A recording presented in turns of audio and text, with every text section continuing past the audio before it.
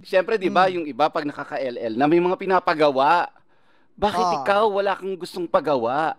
Ano mo pinaglalaban mo Siyempre, dito, girl? hindi ko branding yung nagpapagawa. Ano ba? Tsaka ano, Oo, takot sige, na to sa pangalanan natin yung karayom. mga Ano? nagpagawa. Ah, marami to.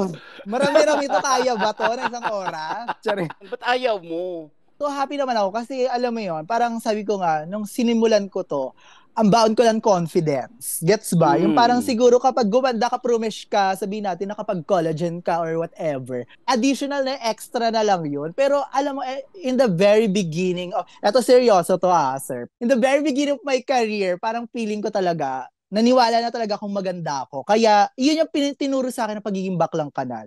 Ilaban mo lang kung ano ka at Confidence, magwawagi no? ka. Yes, magwawagi ka. 100% confidence. Correct. Nakita ko yung picture ko dati, nakalagay 99% confidence, 1% pretty. Ano ba yan? Nakaka-nostalgic kasi parang baliktad na ngayon. Ah, Ay, grabe siya.